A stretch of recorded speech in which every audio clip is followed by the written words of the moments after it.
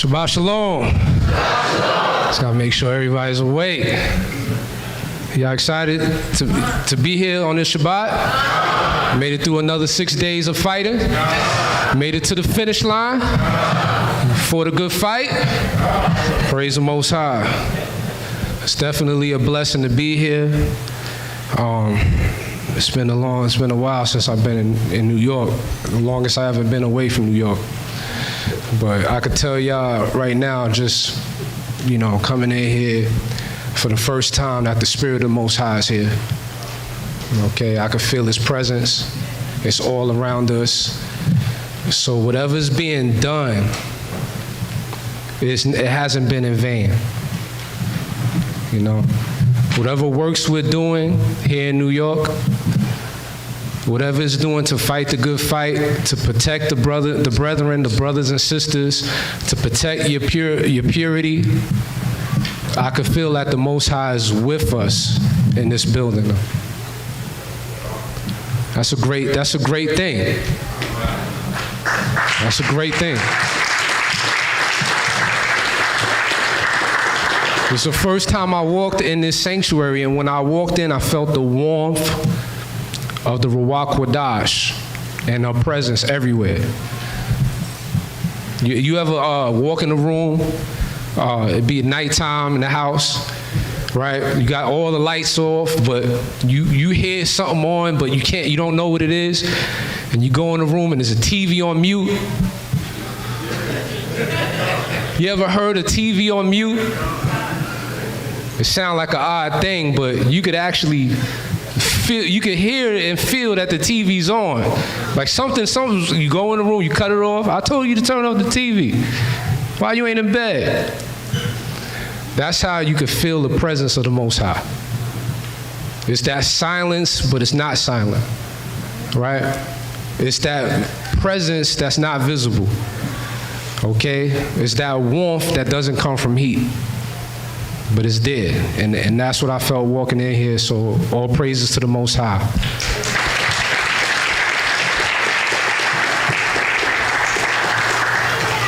So, I had a lesson that I was gonna give before I left, and I just kind of, I wasn't experienced to teach it, but I came across the precepts, and I just put it to the side. So here we are 2-3 years later, and I'm coming across these precepts, and I read them right before my son was born, and that's when they started to hit me, and I had to be a parent first in order to understand the scriptures, certain scriptures pertaining to certain positions in life. You'll come to find out that anybody could come into truth and go through precepts, but the manifestation of the precepts, it doesn't come until the experience matches the precept. Okay? So I learned, seeing certain things in the scriptures, and it might be a profound lesson, and you know how brothers get, oh man, you see this? I can't wait to break this down. But you might not be old enough to break that down. You might not be wise enough to break that down. You might not have been through what is required to edify that particular situation. Therefore, you're not qualified to bring that forth. Now that takes true wisdom, because in this truth, you have this, the truth is what? Revealed out of the mouth of babes and sucklings. So babes is waking up all over the place. I'm a master of the scripture, a master in the sword. Let's go cut up some people. Right? That's what they think this gospel is. That's not the gospel. Early on, I came in and, saw other camps, and, we was like, we gotta get our numbers up, Let's only film cutting up Christians, because that's what other camps did. Okay? But I knew that was vain. That was vanity. right? And Israel loves what? Drama. So of course they're gonna click on it and look at it because it has some abominable title. And they're gonna click on it and watch it for drama's sake and see what happened. It's like truth soap operas. It's like truth Jerry Springers. The titles look like Ricky Lake titles when you're looking at these truth videos, right? So I say that to say that the Most High started moving me in a different direction, and I couldn't understand it until I was of a certain age. And the Most High had to put me in the fire to understand, and I'm still understanding, I'm still going through it. So early on, when you first get this truth, you first get this word, you feel all powerful, you go out there, and you shunning and condemning left and right, but your own righteousness has not been fulfilled. And that's where the stumbling block comes in, because Satan will come in and test you and say, look, you're not qualified. You're living a sinful life as well. And now it becomes a burden because you don't understand. You're not supposed to knowledge. You're not supposed to rush knowledge or wisdom. Abide in your justification and work on your sanctification. There's a season for everything, right? So with that being said, the lesson came about, and this lesson is called Children of Disobedience. Okay? Now, when I'm bringing this out, and as I just said, it's not to come up here and be like, I'm going to bring something from the fourth firmament on y'all, or bring something to cut I'm just going to come cut everybody. No. All right? I love the body. That's why I'm still here. Okay? Understand the power in that statement. I love the body. That's why I'm still here. The end of the law is what? Love. So we get put in situations to see if our love is sincere, both to the Most High and then our brothers and sisters. We're going to see if anything is going to sever us, because we're in the fire. We're in the trying stage. We're in the refinery. Okay? We're in the application phase. Application of the fruits. Application of working to sanctification, purification. Right? If you don't understand these stages, you're going to be in a melancholy state. You're going to be idle. Okay? You're going to be offended. You're not going to know how to handle the offenses. And then you could be, a stumbling block could be placed before you. Right? So the title of the lesson is Children of Disobedience. And I know this is the spirit because, I asked the Most High, let me know if this is the right thing to do. I'll go to council. I went to council. Council said, it's fine, all right? But I was still not totally convinced. But then when we started reading from 1 Corinthians chapter 7, I knew it was the Spirit. I knew it was saying, go ahead, go forth, go in this direction, okay? So we're going to go back to 1 Corinthians chapter 7.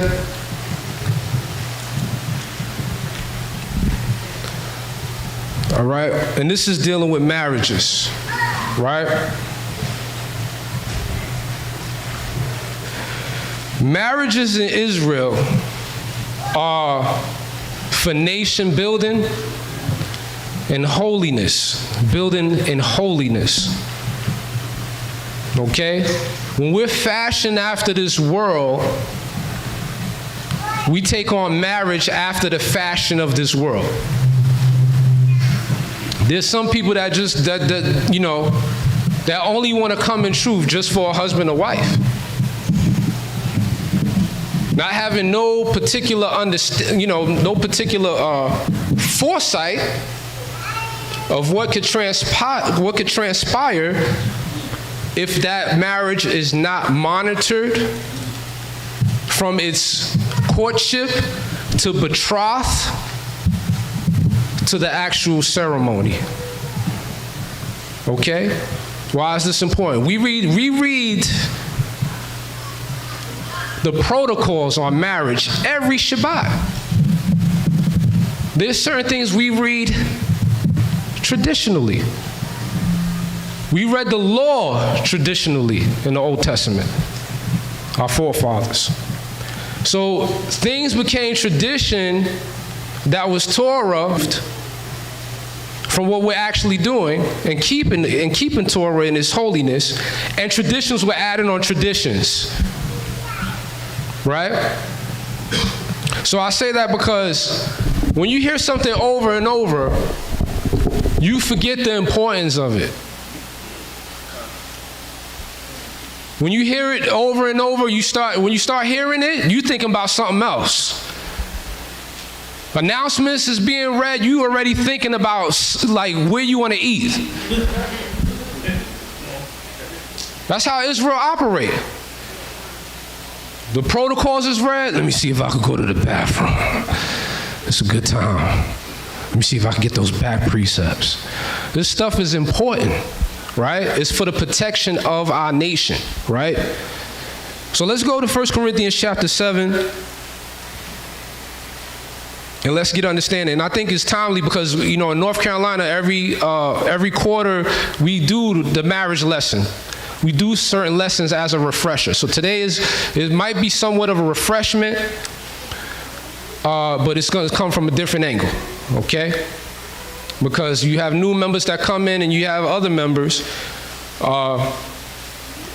who knew the protocols, but might be seeking to court somebody and might forget the protocols. Because they don't want to follow the protocols. They want to go right into what they want to get going. They want to expedite the process. You can't expedite this, okay?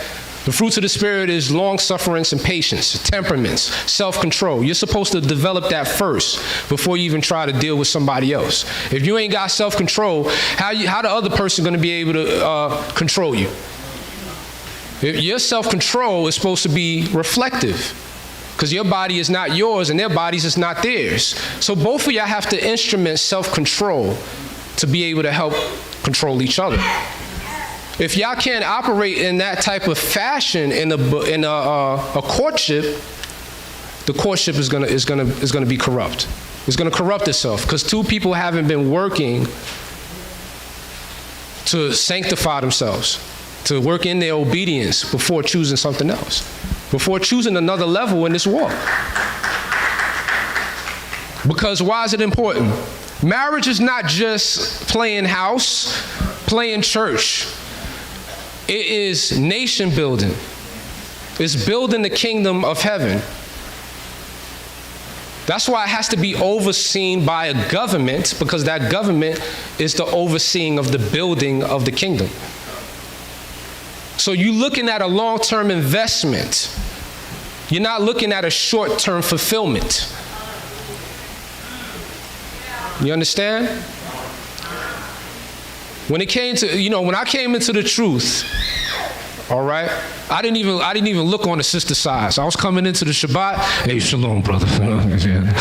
All his sisters, brothers over here. Hey, shalom. Everything all right, brother? All right.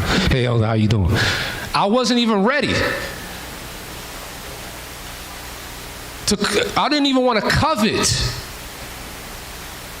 People started coming to me, hey, you never talk, you don't talk out? I just cared about the work and doing what I needed to do. All right? This ain't high school. This ain't college. This is the Most High sanctuary, okay? 1 Corinthians chapter 7, verse 1. It's the book of 1 Corinthians chapter 7, verse 1. Now concerning the things whereof ye wrote unto me, it is good for a man not to touch a woman.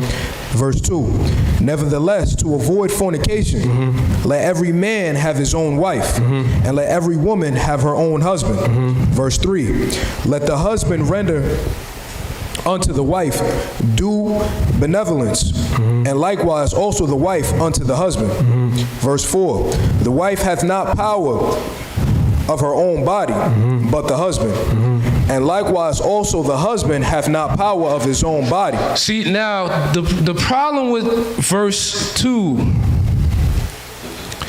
is because the pursuit becomes to avoid fornication. The pursuit becomes, let me marry this sister to avoid fornication. You understand? That's not the proper pursuit. The proper pursuit is, hey, elder, D, I'm struggling with lust. I'm struggling with fornication. Okay? So I can overcome this lust. Elder Rawchaa says, if you feel lust coming upon you, then you reach in a season to where you must procreate. So your body is telling you that it's time to what? Build a nation. It's time to build a nation up. It's time to be fruitful and multiply, right? The other aspect of that is Satan and his Satans causing you to burn, like he did Adam and Eve, right? So the proper protocol will go, the elder deacon, I'm struggling with this. Mother or you know, leading sister, my older sister, I'm struggling with this. Confessing your sins is very important. It's like the emergency glass. Before, you know, the fire coming on, you go to the emergency glass, you pull the lever, 5 people show up. So what if it's a false alarm? Break the glass. Because it's better to run to counsel and admit certain things and be transparent or get caught in folly. Because the ramifications from that is devastating to our society and generations to come. And we're going to touch on that. Read on. Likewise also the husband hath not power of his own body, but the wife. Verse 5. Defraud ye not one the other, except it be with consent for a time, that ye may give yourselves to fasting and prayer, and come together again. Paul is saying, don't you know that marriages are hard? You're going to run into arguments. You're going to run into disagreements. He's automatically going from, okay, married, but you're going to fight, so defraud not one another except for it be a time. There's going to be conflict until you become one mind and under one flesh. Because we all are of one mind, one spirit, one baptism. But that one flesh thing is something else. Because that awakens something, the nakedness is exposed by both sides. That nobody in the body gets to see, and that's what you got to deal with the rest of your lives. After the consummation. Right? Read. That Satan tempt you not for your inconsistency. Incontinency. Okay, read. Verse 6, but I speak this by permission and not of commandment, for I would that all men were even as myself, but every man hath his proper gift of the Most High. So there's gifts in having the marriages, because therefore the righteous children to be able to be brought forth. There's gifts in not being married, that you have steadfast cornerstones within the church. You have men that you know undoubtedly they have devoted themselves to not be compromised. Okay, they're always there for the work. They're able to continue to keep themselves separated and sanctified for particular purposes. Okay, brothers and sisters in marriages, they could take on multiple offices, but the general population that's married and things of that nature, they have ministers over them that have a home, or they have the separation from marriages to be able to maximize in that field. This way you could just bring your family to the Shabbat and the service will be made so you could go and continue to worship the Most High. That's why you have the flock and then you have the shepherds, right? Read. One after this manner, and another after that. So there's different gifts, right? Read on. Verse 8. I say therefore to the unmarried and widows, it is good for them if they abide even as I. Verse 9. So he's saying to the unmarried as widows, stay unmarried. Right? But is this finalize and stay unmarried forever. No, go through the time to devote yourself to the Most High while you have it. To work out the things that you didn't have time to work out before. If you was, coming out of the world, dealing with this person, you asked the Most High to remove them before you got in the water. That's why in the protocols it says we give you 30 days to resolve your old man before you get into the water, right? Because that's a marriage within itself between you and the Most High in Christ and the Holy Spirit, right? So it gives you this time to work on yourself and work on your relationship with the Most High, right? Because as soon as you jump into something, your mind is only on that particular person, whether it be for good or whether it be for evil, right? You could be so in love with this person that you drop your study habits, you drop your diligence, you become slothful. You only care about that. You don't want to do the work anymore.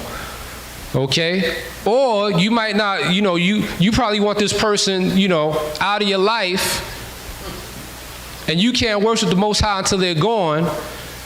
Or this person is a hindrance, so you could be stressed by the situation, or you could be over-infatuated by the situation. Paul is saying the Most High needs to be front and center at all times. Read. Verse 9. But if they cannot contain, let them marry. For it is better to marry than to burn. It's not saying that if he cannot obtain, let him fornicate. It's not saying that if he cannot obtain, let him expedite something out of his own will. Because there's ramifications for that. When it says let him marry, let him have a holy matrimony. That the sovereignty of them two coming together as one entity, because marriage is to produce a lineage.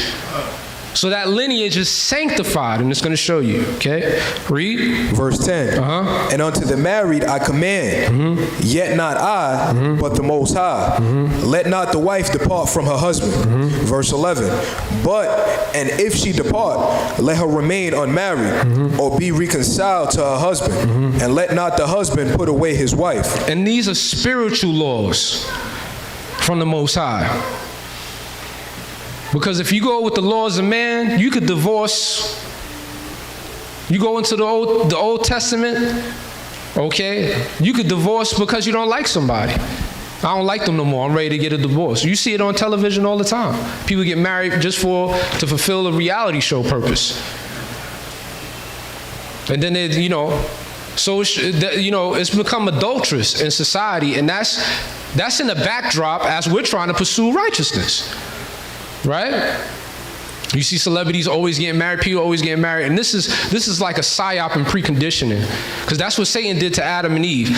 He showed Adam a field of people married, and said, you could be like us, all you have to do is take Eve to be your wife. That's advertisement.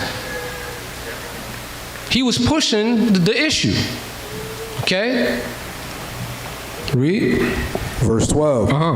But to the rest speak I, not the Most High. If any brother hath a wife that believeth not, and she be pleased to dwell with him, let him not put her away. So if you're in a marriage already, and your wife doesn't want to leave you, brother, and she's unbelieving, but she doesn't want to leave you, you ought to stay with that woman. You don't provoke her to try to leave. Okay? You have to deal with her and you have to put on Christ. In marriages, you really putting on Christ because Christ married the church. And in marriages, that's the similitude of it. You get to show it and put it to action real time. Okay? Read. Verse 13. And the woman which hath an husband that believeth not, and if he be pleased to dwell with her, let her not leave him. So if you have an unequal partner, because sometimes when that zeal come on and when you in truth, I want a partner that's in this truth. I'm tired of you and your ways. Because everyone's the devil when you first wake up. Everyone. You get on the train, devils everywhere. In the house, I'm tired of you devils. You a devil, okay? So that's not the right, that's not the spirit that we're supposed to have. This person has been with you for how long? And y'all been dwelling together, operating and fighting through everything before you woke up.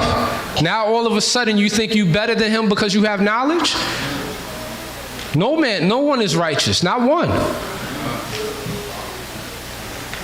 Would you come to find out, a lot of people are trying to find a way to find an exit strategy from putting on Christ. Read. Verse 14.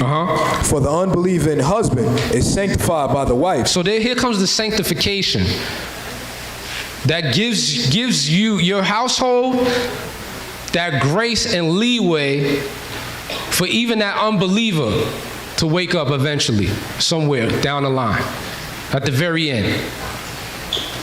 Right? That sanctification coming in, right? Read. And the unbelieving wife is sanctified by the husband. Else were your children unclean, but now are they holy. Now they're holy because of the sanctification of one particular, parent or partner, right?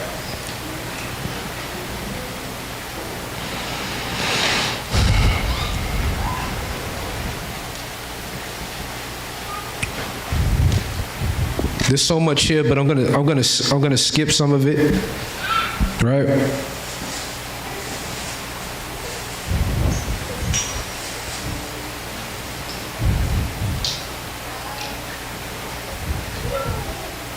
Let's drop down to verse 28. Verse 28. But, and if thou marry, thou hast not sinned. So there's not a sin to marry the correct way. Right? So that's not what we're saying here. There's not a sin to marry the correct way. Right? Read on. And if a virgin marry, she hath not sinned. Because most marriages get attacked in their first 2 years. Righteous marriages get attacked within their first 2-3 years. First 5 years, I heard. I'm still putting that that wisdom into play, right? So they're getting attacked for their holiness. Just imagine what's happening to a marriage that's, unlawful. And unlawful marriages are what was happening before the flood and will happen in the end times. In correlation to the adulterous generation, the children of disobedience. Read. Nevertheless, such shall have trouble in the flesh. Such you will have trouble in the flesh. But I spare you. Verse 29. But this I say. So it's saying that you think you're going to run away from the troubles in the flesh just because you get married? No. That's why it's not good to come to a marriage seeking to put away fornication because you're burning, without working on that prior to the holy matrimony, the holy ceremony. Right? Read. Because you're going to struggle in the flesh with your partner. You and your partner have to take time to see eye to eye, to mesh, to get through it, to become one, to be on one accord. That's more harder than righteousness and takes more time, but because you can't advance it with some of the worldly doings. And that's what Israel needs to realize. Right? When you seek to pursue somebody, you should first seek out their pursuit of salvation, where they stand. Am I interfering? Do I match up with their sanctification? Right? All these things are very important, right? And that's what the elders and deacons come in to make sure that it is on one accord. Both of your walks are aligning. Not only is the attraction, but both of your walks are aligning. Both of y'all, are looking at an equally yoked situation. Or else it's going to be trouble in the flesh. It's going to be trouble in the flesh regardless. Okay, read. Verse 29. But this I say, brethren, the time is short. It remaineth that both they that have wives be as though they had none. Verse 30. So it means put in that same amount of work as if you didn't have a wife. Put in put on that holiness as if when you were single. Right? Read. Verse 30. And they that weep as though they wept not, and they that rejoice as though they rejoice not, and they that buy as though they possess not. Verse 31. And they that use this world as not abusing it, for the fashion of this world passeth away. Verse 32. So the fashion of this world is going to vanish. Therefore, we can't use the fashion of doing things from this world and mix it with holiness. And it's been done to get some of the things that we want. The younger generation needs to know this very clearly. And that's why we need seasoned men, elderly men, who are married. If you see activity going on, you stepping in like a dean, a school dean. Greg, you know what I'm saying? You gotta come in with that strong arm, man. Separate people, body slam brothers if you have. No, I'm just playing. Just joking. All right, that's a joke, inside joke. PT training under the flashbacks. But anyway, we have to step in. If we don't want a corrupt generation. Now we was in the wilderness for 40 years, and the Most High said, this generation will not see the promised land. Too many children of disobedience coming out of Egypt with the fashioning of Egypt. That's the same fashioning that we had. And I think it's starting to shed off of us. It came in for a little season, okay? And there's been some ramifications from that. From that merger, the ethics and the worldly ethics, mixing it in with righteousness, has caused some ramifications and consequences. So we're going to show in the scriptures what the Most High says, so we could prevent this from happening going forward. Drop that and let's go to the Apocrypha.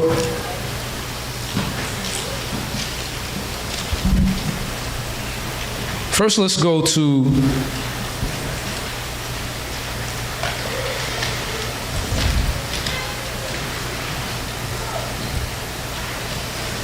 Romans 1 and 18. Romans 1 and 18.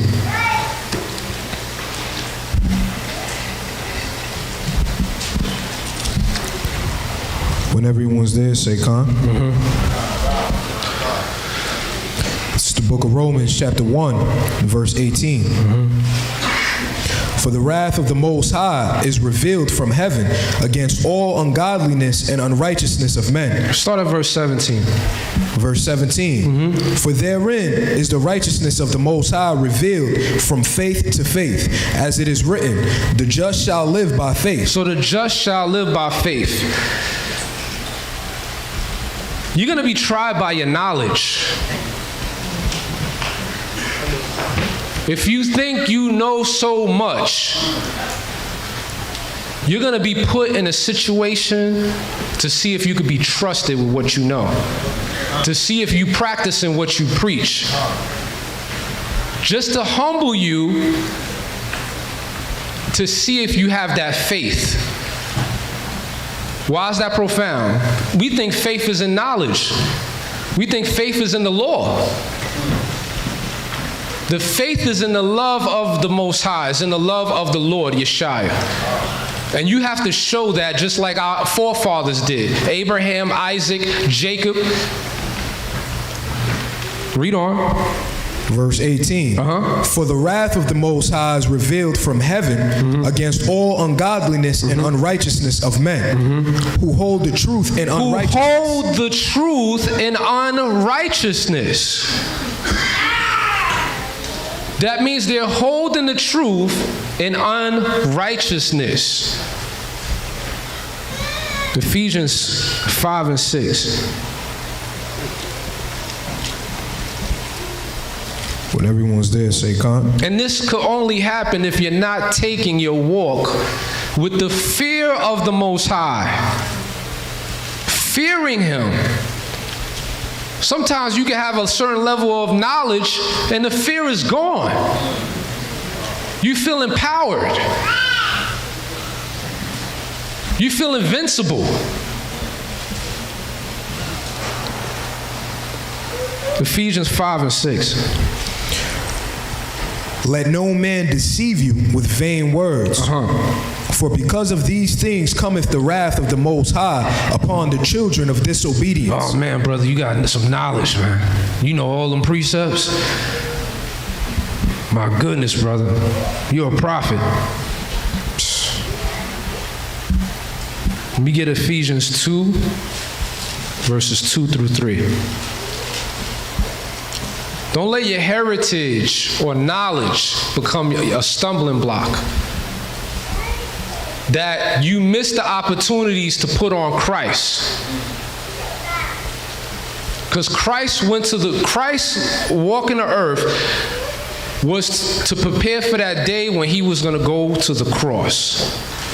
So once we come into this, once we get baptized, we're waiting for that fiery trial. We already got baptized with the water and separation. We're waiting for the trial. Count it all as joy.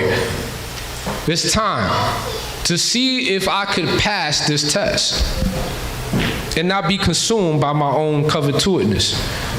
Read. It's the book of Ephesians chapter 2, verse 2. Wherein, in time past, you walked according to the course of this world. You walked according to the course of this world. You can't bring the course of this world in the house of the Most High. Read. According to the prince of the power of the air. You're bringing the prince of the power of the air in with you.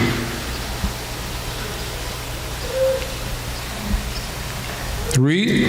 The spirit that now worketh in the children of disobedience. That's the spirit from outside in the world that you're bringing in. That's why you have to be girded. I know brothers like to fool around, have fun, be jovial. Save it for when you have your trials. Because most of us do not have to be how to be happy when you're going through the trial, to see the light on the other end of the fire. Most of us get consumed by the workings of the flesh. If you're able to play around in Shabbat and not take it seriously, do that when you're going through a trial. Because that's what the scripture says do. Count it all as joy. Rejoice in the Most High. Sing songs and hymns like Meshach, Abednego when they were in the fire, praying to the Most High, and Yeshua was walking with them. If you can't do that when you burning, or when you're in a trial, or being scoffed, or being put in persecution, then Christ is not going to walk with you in the fire. Because you're not accepting his visitation.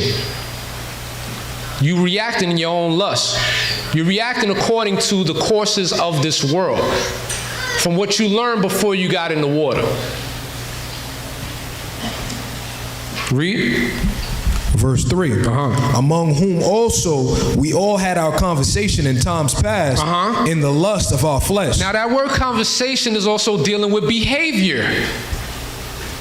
It's not necessarily what you say, but yet they both play two different parts. You have what you say and you have your actions.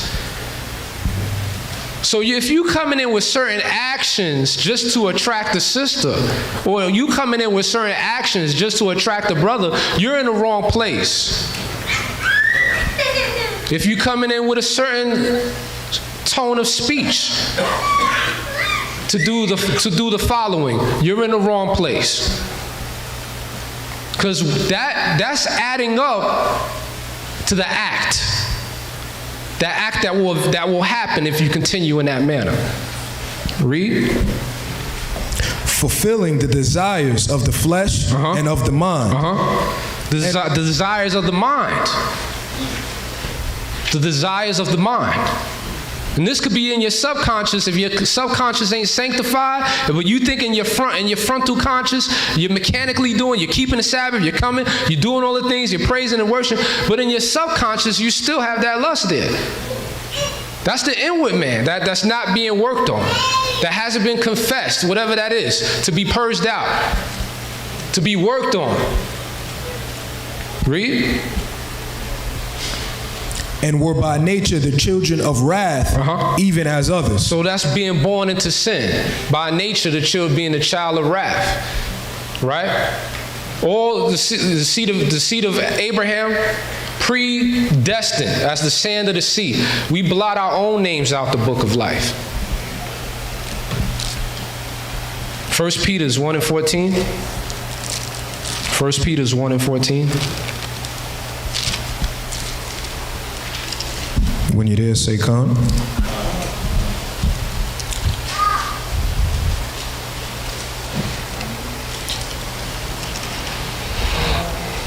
It's the book of 1 Peter, verse 13. Chapter 1, verse 13. Wherefore, gird up the loins of your mind. Gird up your loins of your mind. Don't subject your mind like to aspire or look forward to fleshly things or things of this world, because Satan will prey on that and continue to use that against you, blocking holiness and righteousness from dwelling in you. Read. Be sober and hope to the end for the grace that is to be brought unto you at the revelation of Yeshua HaMashiach. There's a grace that's going to come with your labors, okay? Read. Verse 14. As obedient children, not fashioning yourselves according to the former lust in your ignorance. So there was a way that you fashion yourself, but it was in ignorance. That's why you need leadership, so you could refashion yourself after the renewing of your mind, making yourselves a living sacrifice. Not an a living obedient vessel.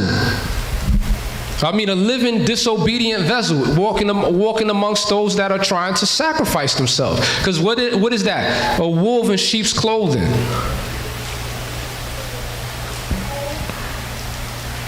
Second Peter 2:14. 2 Peter 2:14. Start at verse 13. Start at 12. It's Lawya. Something hereditary. I got that. It's the book of 2 Peter, chapter 2, verse 12. Start at verse 11, for good measure, okay? Verse 11. Whereas angels, which are greater in power and might, bring not railing accusation against them before the Most High. But these, as natural brute beasts, made to be taken and destroyed, speak evil of the things that they understand not, and shall utterly perish in their own corruption. So what is that? Why they gotta be so many protocols? Why we gotta do this before we get baptized? Why they gotta supervise this? You might have, a sister might be, a brother might, take interest, and he's calling you and telling you, I don't understand them protocols. I don't see the reason for all that. The Most High, I don't follow man. Right? Who made them governor over the Most High's Torah? Right?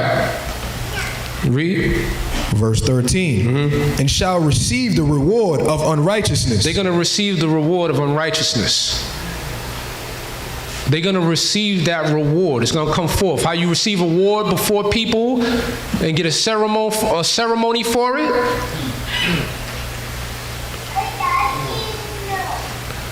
Read. As they that counted pleasure. As they that counted pleasure, read. To riot in the daytime. To riot in the daytime. Spots they are and blemishes. Spots they are and blemishes, read. Sporting themselves with their own deceivings. They are sporting. They're not there to serve. You know what sporting is? That's, hunting for sport. Read. Sporting themselves with their own deceivings while they feast with you. While they feast with you. So this is spots and blemishes in our society, in our sanctuary. Okay? So let us purge these things out, and through the grace of the Most High, prepare these children in righteousness. Because just like the 40 years in the wilderness, they couldn't get it right. That's why it's only going to be 10% that's going to make it. Majority of us are not going to get it right. The fashioning of this world is a stronghold. So look to have your heart constantly renewed, replenished, holy, sanctified.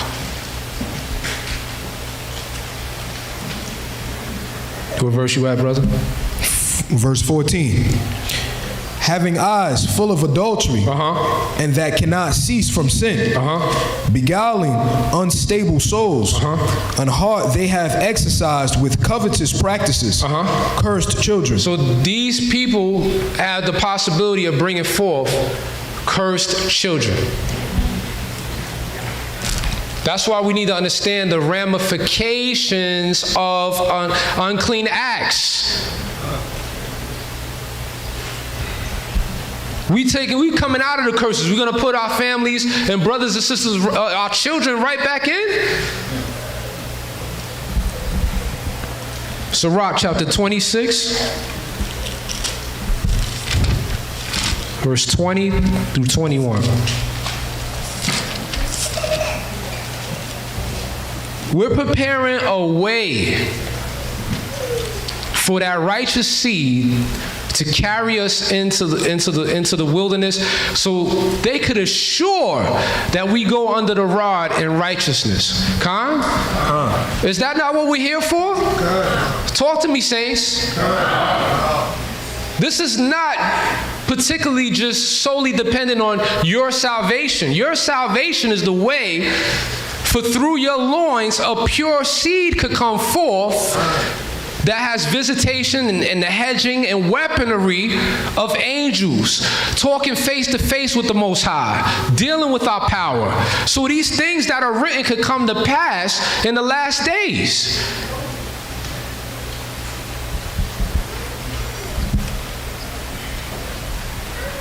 So Rawchaa chapter 26, verse 20 through 21. When thou hast gotten a fruitful possession through all the field, sow it with thy own seed, trusting in the goodness of thy stock. So thy race which thou leavest shall be magnified. Did you hear that? That's what we do when we seek to court, to betroth, to become married. We're trying to put a good stock in the ground. The lust factor is a temporary factor to get worked on, so you could stop being preoccupied and get to your occupation.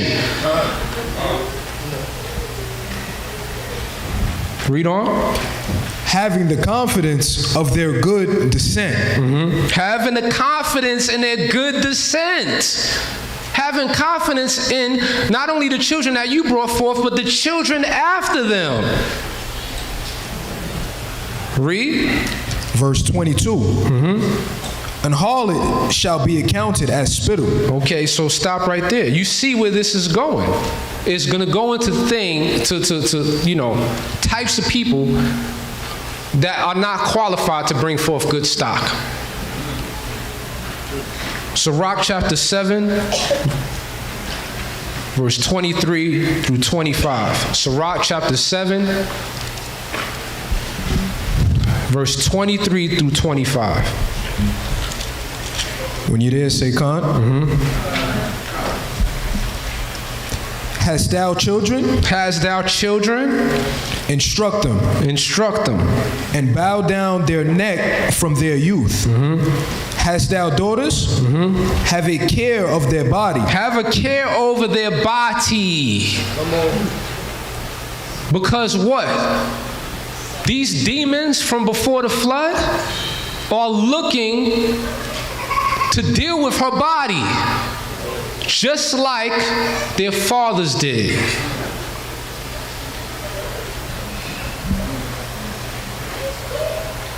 Read on. And show not thyself cheerful toward them. Don't be too cheerful with your daughters. Why? The fear of the Most High come through you on your daughters. You hanging with your daughters, playing games with them, cool, trying to act like one of their colleagues in school. It's my daughter, posting on the gram, social media. Can't tell who the parent. You know what's going to happen. She's going to deal with a man after that same perverseness. Read what you have. Verse 25. Marry thy daughter, and so shalt thou have performed a weighty matter. So we are to marry our daughters into a righteous family to protect her goodness and protect her stock. You don't leave her off to get caught up in this world after children of disobedience, because you could forget about it. The ramifications from that is going to be devastating to your stock. Read. But give her to a man of understanding. Verse 26. Hast thou a wife after thy mind? So stop right there. Let's go to Sirach chapter 14.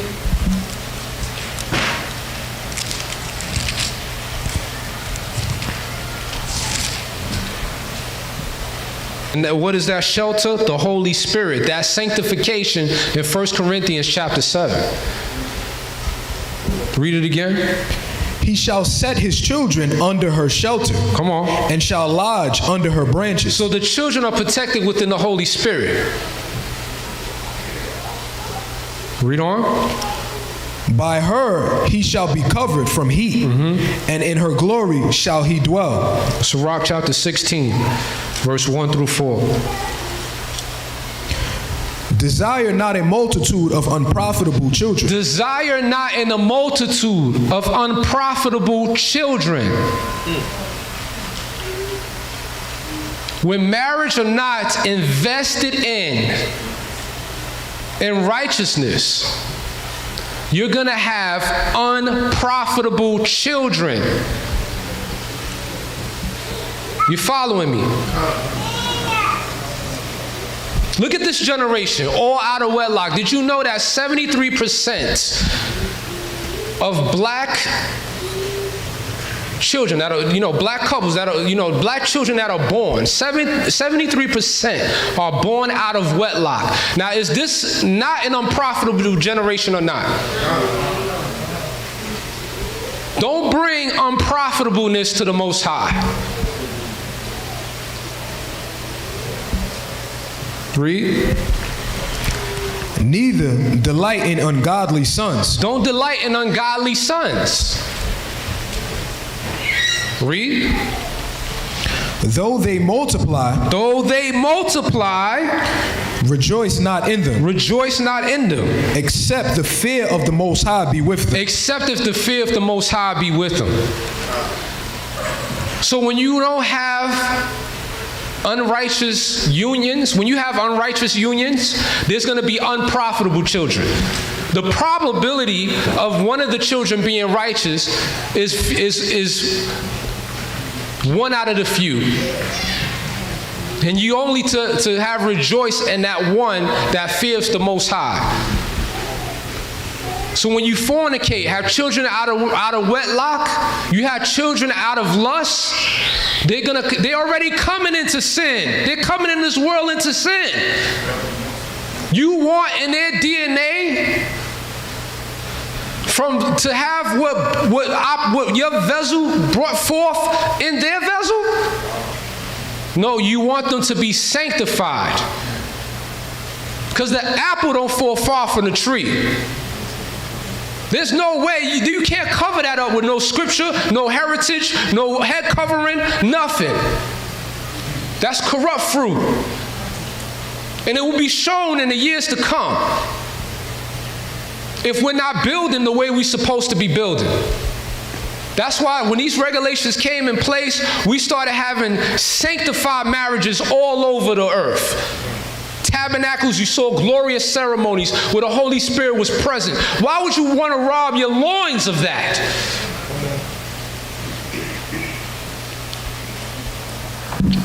Read what you have. Verse 3. Trust not thou in their life, neither respect their multitude. You can't trust in their life. You don't know which way they going because they wasn't brought into this world right. You can't see that? That's not evidence? The 90s babies, the late 80s babies, the 2000 babies? You can't trust none of these children. The scripture says, children shall be the oppressors of the elders.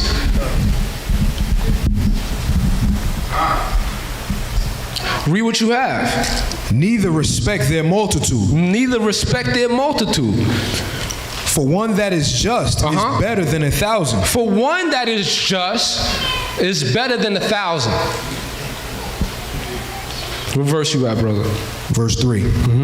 And better it is to die without children than to have them that are ungodly. You see that? These are scriptures that need to be read before you get married.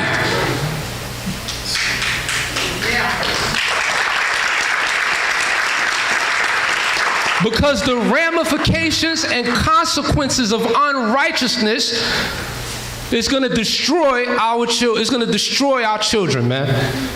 Your actions is going to destroy the future. We're trying to build something and you're trying to tear it down. Don't let Satan in. Escape from the fashioning of this world.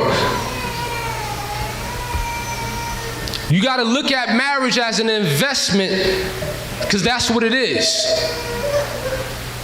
You're building your way into the kingdom through your children. To come and pick you up.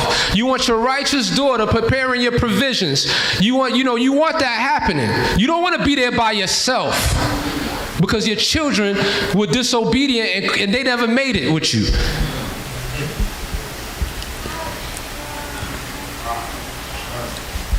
What verse you at? That was verse 4? I'm going in 4 right now. Oh, come on. Verse 4. For by one that hath understanding shall the city be replenished. By one that hath understanding, the city shall be replenished. Read on. But the kindred of the wicked shall speedily become desolate. There's desolation in the hoods everywhere. You want to carry that into the wilderness? You ain't even given the time for a purging process. You're carrying the desolation. So, brothers, look at your loins. Ask yourself, am I carrying desolation in my loins? Think about your acts. Read on. Drop that. That's Lawya. So, Rawchaa chapter 30, verse 1 through 6.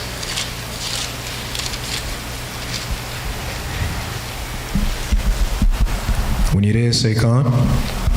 You have to meticulously think about marriages like the way you meticulously think about what school you want to go to. Or the way you meticulously think about the career choices you would have made if you were in the world. That's how you have to really, but you have to look at it in righteousness. That's what the Torah is there for. That's what the scripture says. What was written aforetime was what? For our learning. It wasn't written for entertainment.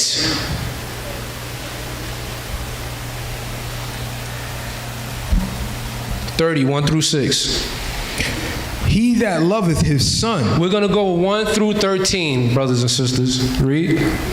He that loveth his son causeth him off to feel the rod, that he may have joy of him in the end. So we have to discipline them that we have joy in their end.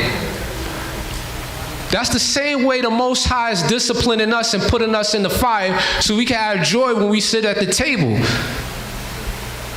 When he has the mansions prepared for us. It's no different. Read.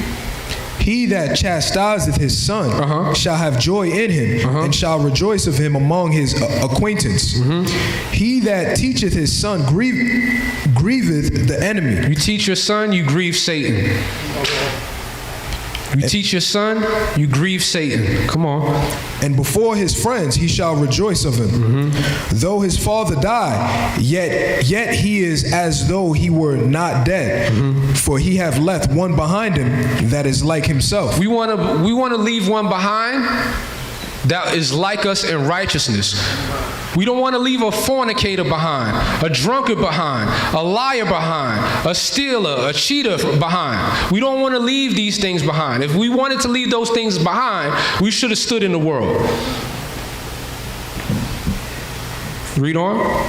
Verse 5. While he lived, he saw and rejoiced in him. And when he died, he was not sorrowful. He left behind him an avenger against his enemies, and one that shall requite kindness to his friends. He that maketh too much of his son shall bind up his wounds. So if you have a son and you make it too much of him, he's going to crack. He's going to want to be disobedient. You give him enough discipline and you give him enough, working and upbringing that he could also, have that father and son bond with you. Right? But you're not to flatter them either. You're not to, take pictures with, look, you got matching outfits on and you carrying on like y'all brothers. That kid is going to disrespect you. Right? And this is very important also as leaders. Right? As leaders, there's going to be a certain level that we're going to joke around with you. Because we're the fathers over the congregation. Soon as you start slipping and you start getting comfortable, that discipline is going to come on.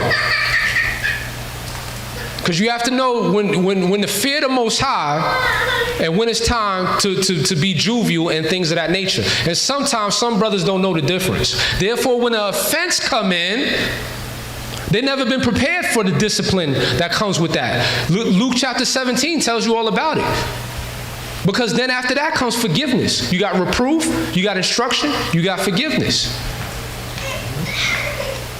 All of us have the opportunity to put on Christ. It's through our situations and how we deal with each other. Right? From the discipliner to the disciplinee. Read. Verse 7. He that maketh too much of his son shall bind up his wounds, and his bowels will be troubled at every cry. An horse not broken becometh headstrong, and a child left to himself will be willful. So a child that's left to itself, that's why it takes a community to raise a child. Some of them want to get away from their parents so they can operate and do their own will. That's why they need to be in a community, so if they get away from their parent, they run into another parent. They run into carbon copy parents. All they see is their parents' face and other people. That's how the fear of the Most High stays in the children. Read. Verse 9. Conquer thy child, and he shall make thee afraid. Play with him, and he will bring thee to heaviness. He bring thee to heaviness. So you play around, you joke with your child, he gonna come back trying to, threaten you, raise up on you. Read. Verse 10. Laugh not with him. Laugh not with him.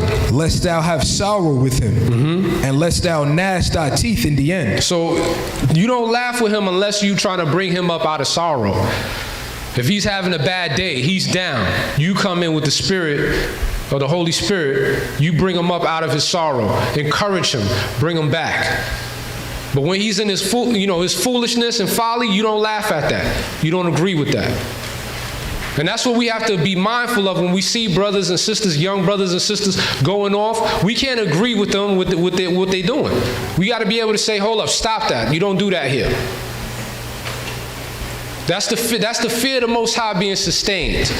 Once that fear is gone, Satan is coming through. He'll use the children because the children are easy to be. They've been disobedient. Those practices come. They come up in sin. The world is fashioned to make disobedient children. You got Satan in school curriculum now. You got Satan temples. You got Satan children books. This generation is under fire. So how much more do we have to be on point with regulating these practices? Right? Read. What verse you at? We going to 13. Verse 11. Give him no liberty in his youth, and wink not at his follies. Bow down his neck while he is young, and beat him on the sides while he is a child, lest he wax stubborn, and be disobedient unto thee, and so bring sorrow to thine heart. Chastise thy son, and hold him to labor, lest his lewd behavior be an offense unto thee. You see that? Sirach 41, verse 5 through 7. And I know Officer Zebulon did a good lesson on chastising. I advise y'all to go back, look at that, and also look 2 years ago when Elder did the lesson on chastising. Get your chastising on. Okay? Because we need it. Israel needs it. Sirach chapter 41, verse 5 through 7. When you're there, say, Khan. The children of sinners are abominable children. You see that? This is from the eyes of the Most High. The children of sinners are abominable children. Read. And they that are conversing in the dwelling of the ungodly, the inheritance of sinners. The inheritance of sinners. The inheritance of sinners' children shall perish. Shall perish. Okay? That's speaking of that desolation. Okay? You working hard to build an inheritance, but you bring forth children of disobedience, that inheritance is going to perish. Read. And their posterity shall have a perpetual reproach. So their posterity shall have a perpetual reproach. What does that sound like? Deuteronomy chapter 28. So don't bring the curses back on us. Don't bring the curses back onto your lineage. Read on. Verse 7. The children will complain of an ungodly father. The children will even complain of an ungodly father. Read. Because they shall be reproached for his sake. They shall be reproached for his sake. So sometimes you got to realize, just, like Adam and Eve were in the garden, they were blaming each other. The children go off, they're going to blame their parents. And it is the parents' fault.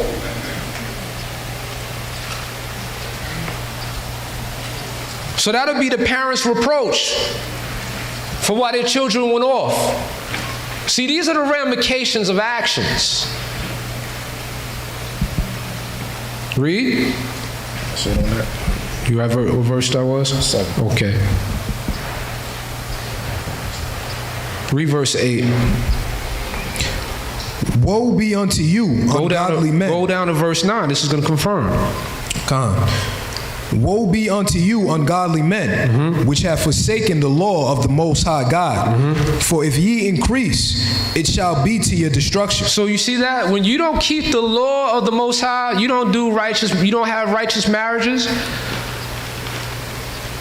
that destruction is going to come. It's going to come.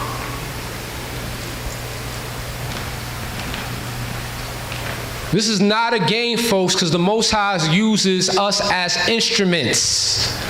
And if he can't use us as instruments, we'll be overthrown, desolate, perish, useless. He tells us that, in Revelations, if thou be lukewarm. How let alone also a lineage, a society?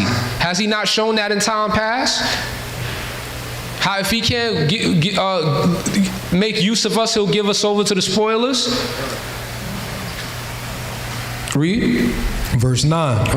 And if ye be born, ye shall be born to a curse. You see that?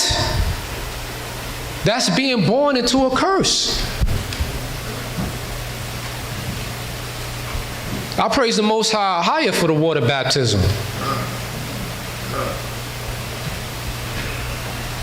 Read. And if ye die, a curse shall be your portion.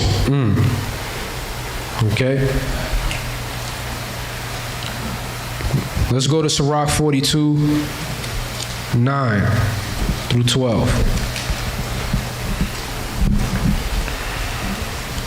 All this should bring the fear of the Most High concerning your actions. That's what this is about.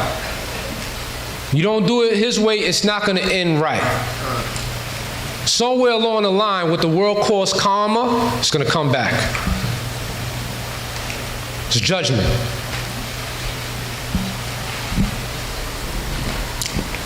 It's the book of Sirach, or Ecclesiasticus in the Apocrypha, chapter 42, verse 9. The father waketh for the daughter when no man knoweth, and the care for her taketh away sleep. When she is young, lest she pass away the flower of her age, and being unmarried, lest she should be hated.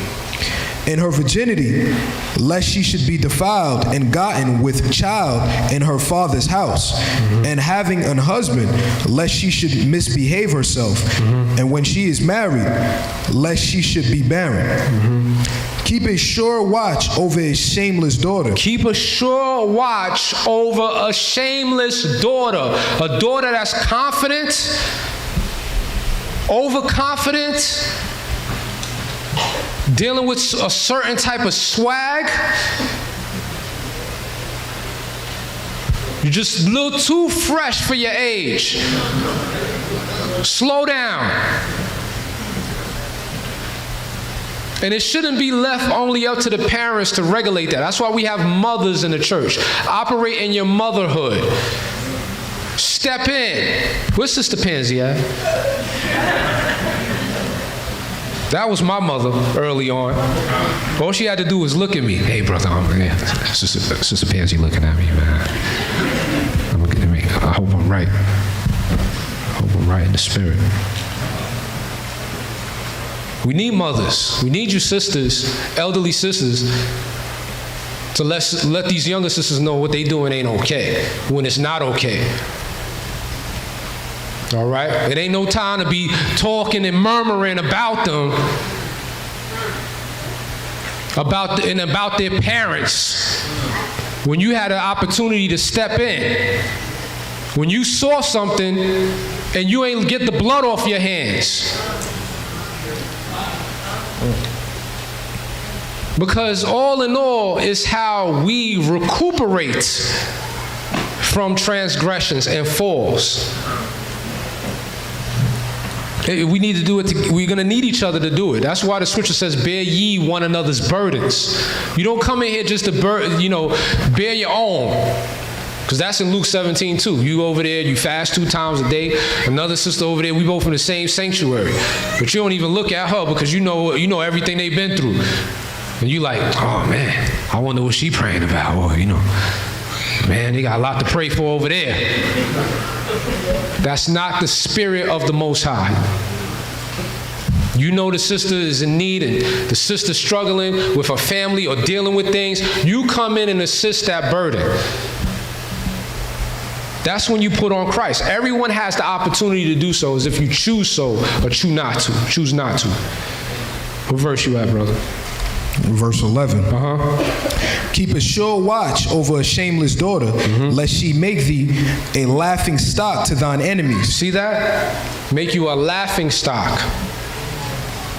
Satan wants the whole nation of Israel, particularly the gathering of Christ Church, to be a laughing stock.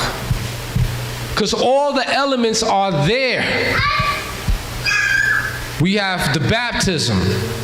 We have the true calendar, the follow the Most High. We have the name of the Most High.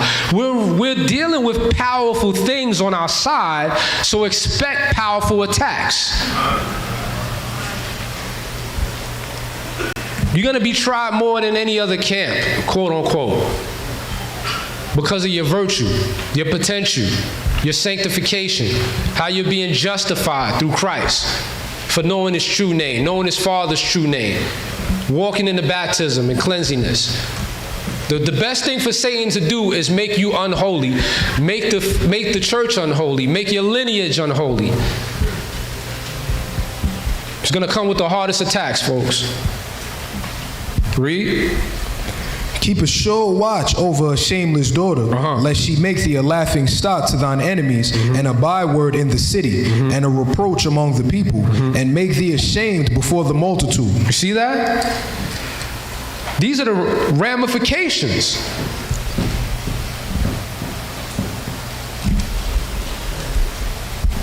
Of not keeping watch over your daughter, okay? Verse 12. Behold not everybody's beauty. Behold not everybody's beauty, brothers. Read on. And sit not in the midst of women. And sit not in the midst of women. Okay?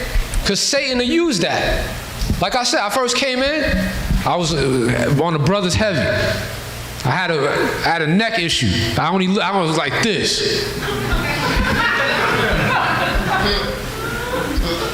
From 2013 to 14. I had to move into the new building. I'm gonna calm down. I think I'm good now. Right? I started my courtship. Got the other side of my neck back. Okay. Got to work hard for that side of the neck, okay? You can see there's a vein there now, it comes out. Let's go to Wisdom of Solomon, chapter 3, verse 11 through 19.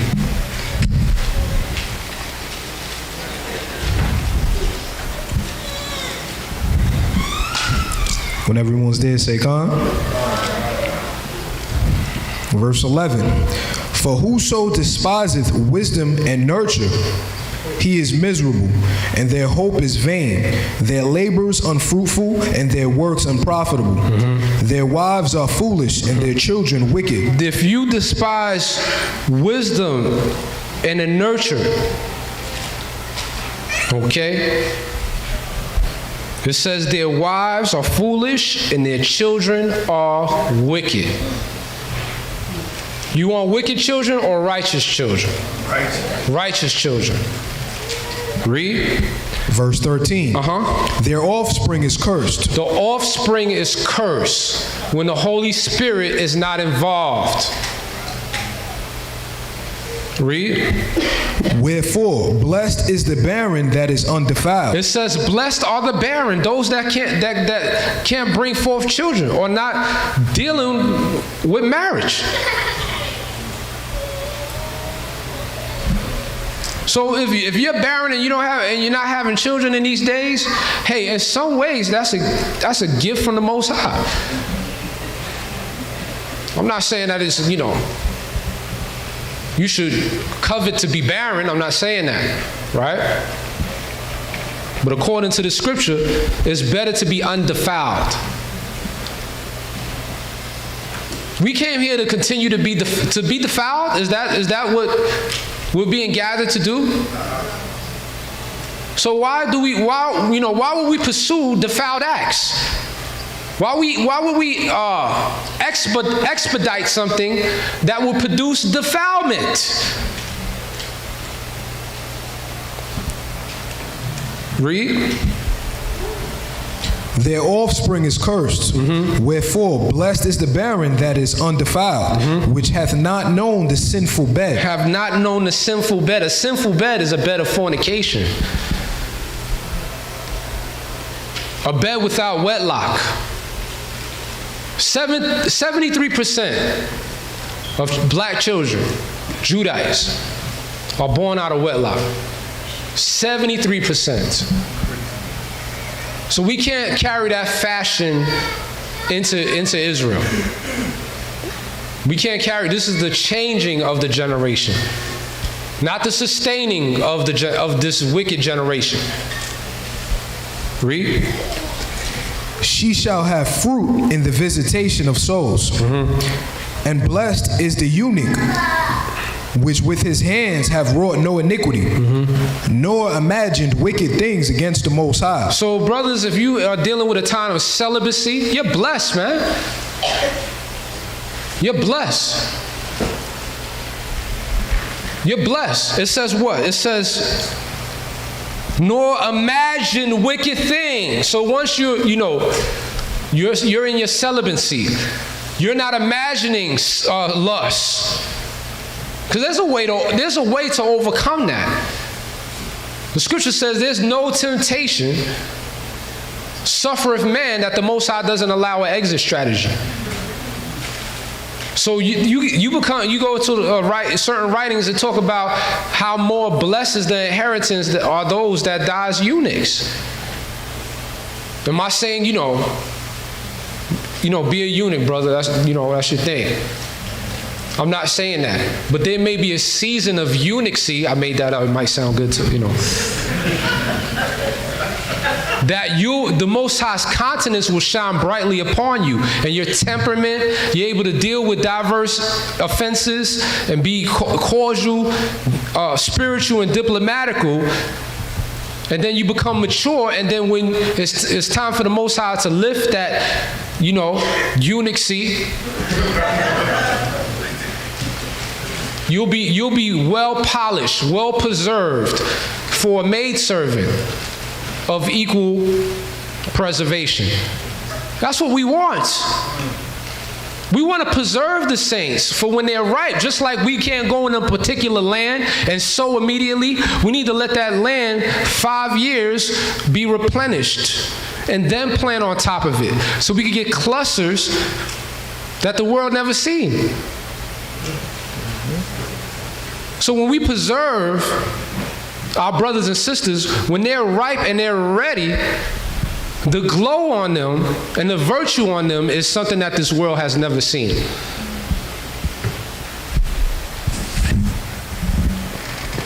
Read on. For unto him shall be given the special gift of faith and an inheritance in the temple of the Most High, more acceptable to his mind. For glorious is the fruit of good labors, and the root of wisdom shall never fall away. The root of wisdom will never fall away from holy matrimonies, from holy families, that lineage. You ever know, even some Christian families, decent Christian families, their children majority of the children, you always have one bad apple or two. But if their family has continued, in the church, they usually bring forth church-minded children. That's what we have to do in Israel.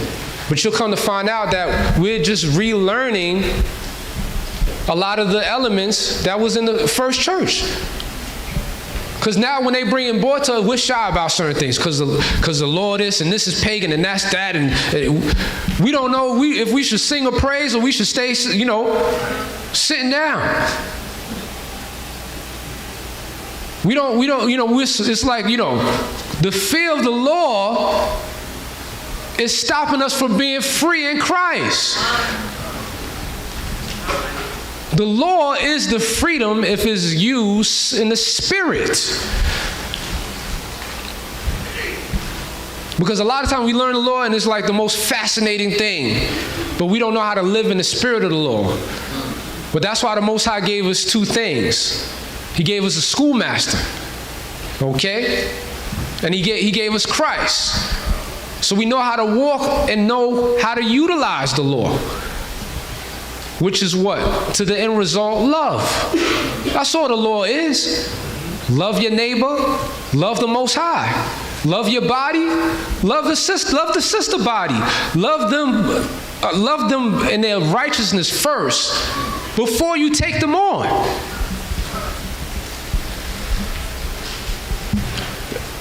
It's not like when I came into the church and I became renowned or whatever for doing certain works, coming into leadership, that I didn't have anybody, fond of me. But I first said to my formula was, I'm going to care first for this sister's righteousness. And look forward to always, because you just meeting these brothers and sisters. Wouldn't you first want to develop your spiritual family first before you try to jump into something?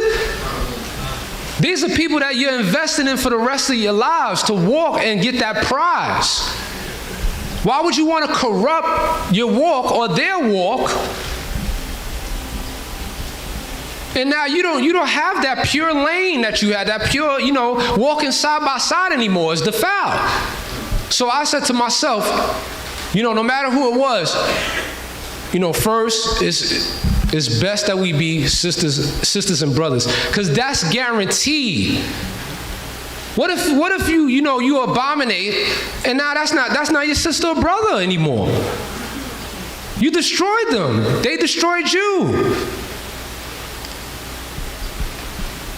These are the type of things you need to think about, because the end all, the be all, we didn't come here to meet a mate. We came here to turn ourselves over to Christ. We came here to prepare to leave this body to go into a new body. So why are you trying to fulfill the lusts of this body? This ain't a place for that. Read what you have. Verse 16. Come on. As for the children of adulterers, they shall not come to their perfection. So now let's say, now I'm going to use this as an example, what adultery could mean in this context, in the truth context. You have outright adultery, cheating on your wife, having a child outside of the marriage, right? We see that all day in the world, in Israel, in the celebrity life, right? The chick on the side, the man on the side, right?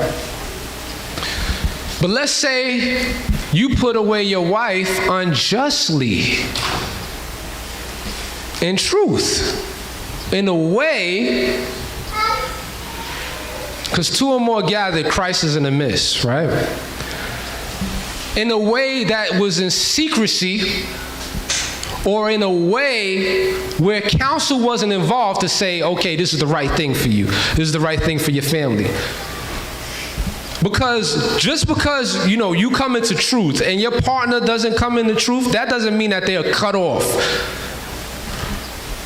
That doesn't mean that they're not going to be saved either. So you don't get power from on high to just easily sever something like that. And you don't get the power to manipulate the scenario so you could sever it, because you'll come to find out that that's what some people are doing. They're provoking the other party to not accept this truth so they could leave them.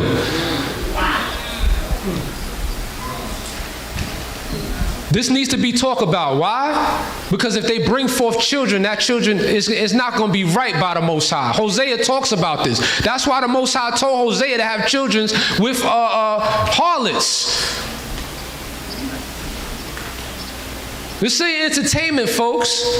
You think it was entertainment for the prophets when they had to live this out for our learning?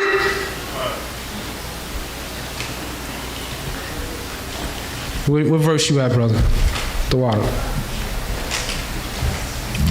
Verse 16. As for the children of adulterers, they shall not come to their perfection. They will not come to the perfection like a holy matrimony, like children of under the holy marriage. You know how many issues a child that's born out of wedlock has to deal with? They're going to be confused. You know how many people, partners that's involved from the past, the future? Like, a child is going to be confused. It's not fair. The Most High don't have another Rawchaa Quadash on the side. There's only one. He didn't do away with Rawchaa Quadash. I'm gonna create another Rawchaa Quadash. After I destroy the earth with the flood, I'm gonna create another Rawchaa Quadash.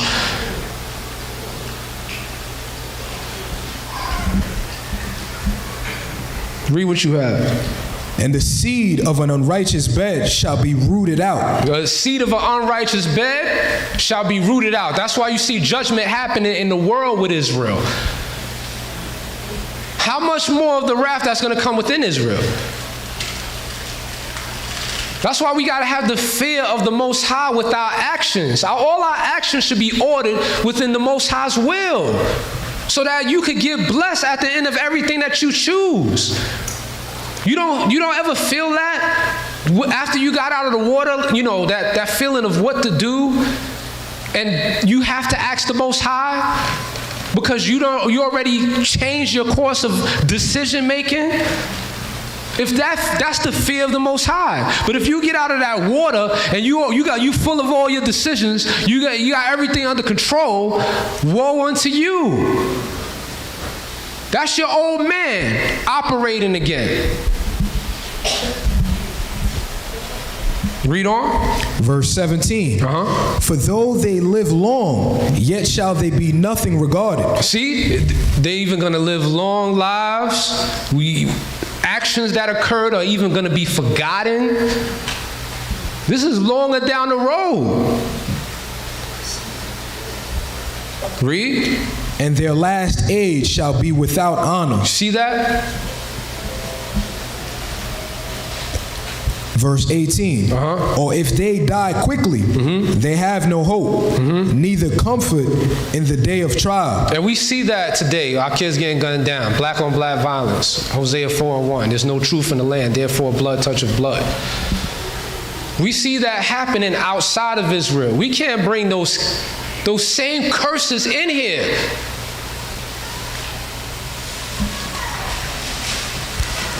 Read. Verse 19. For horrible is the end of the unrighteous generation. Horrible is the end of this unrighteous generation. Let's protect our children and sever them from the children of Cain. Wisdom of Solomon 4, verse 1 through 7. Verse 1. Better it is to have no children. Better it is to have no children. Because that's what we get married for, to be fruitful and multiply. We don't get married for pleasure. It comes as a gift for reproducing. It's a heavenly union. It comes as a gift for reproduction. Satan made it into an act of lust. And most of our pursuing is based on the acts of lust, or purging lust, instead of what it was meant to be for.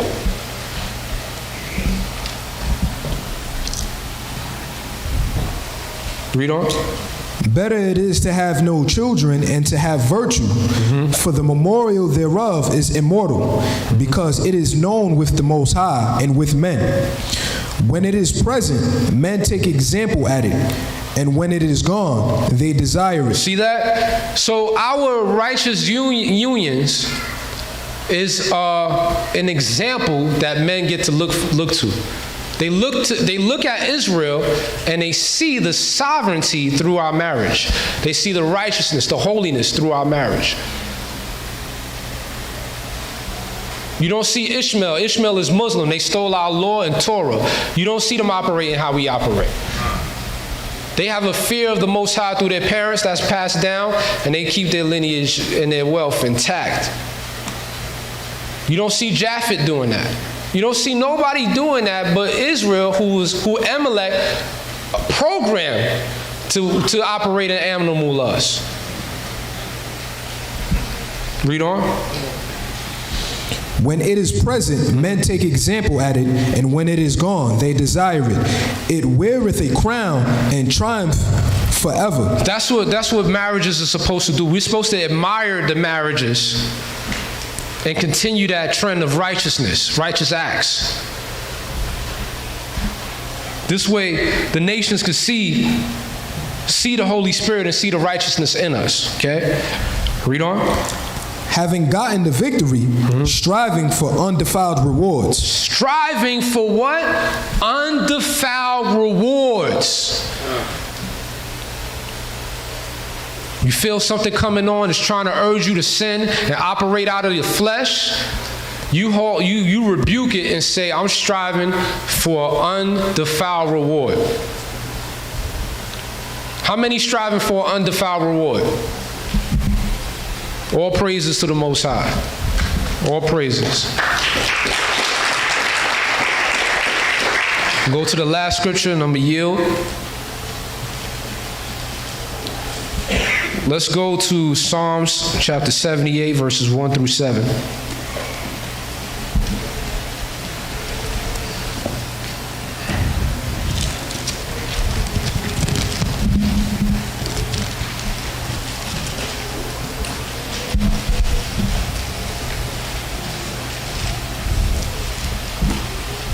When everyone's there, say Khan. This is the book of Psalms, chapter 78, verse 1. And we have to watch the music that we listen to, the things that we're putting into our eyes and putting into our soul that later plant seeds for us to defile. Right? Be careful with certain truth music that are made after the fashion of this world, that have underlying diabolical beat patterning, that might even ravish your heart, just like Goshen was taught before the flood. There was music that was made to gather companies to sin. That's why I was taught before the flood through Satan. So if you're listening to trap music, what do you expect to happen? A snare is going to happen. A stumbling block. A trap is going to occur. No matter how righteous you try to make it sound, it's a trap. There's many variables of trap music that it leads to vanity, being puffed up, stubborn, disobedient, unable to hearken to counsel, all that.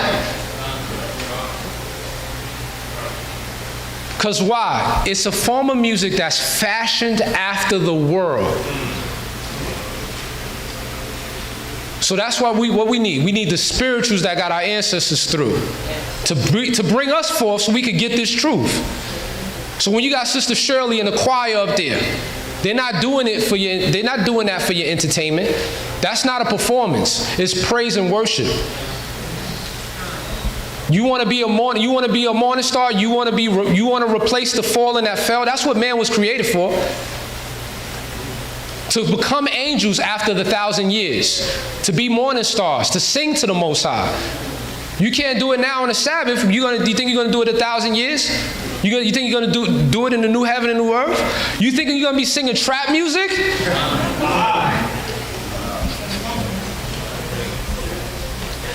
Psalm 78. Verse 1. Give ear, O my people, to my law. Incline your ears to the words of my mouth. I will open my mouth in a parable. I will utter dark sayings of old, which we have heard and known, and our fathers have told us. We will not hide them from their children, showing to the generation to come the praises of the Most High. We have to show the generation to come the praises of the Most High so they can perfect it. Read. And his strength and his wonderful works that he hath done. For he established a testimony in Jacob, and appointed a law in Israel, which he commanded our fathers, that they should make them known to their children, that the generations to come might know them, even the children which should be born, who should arise and declare them to their children, that they might set their hope in the Most High, and not forget the works of the Most High, but keep his commandments. Okay, so at the water, that's my time. All praises to the Most High. Rawchaa.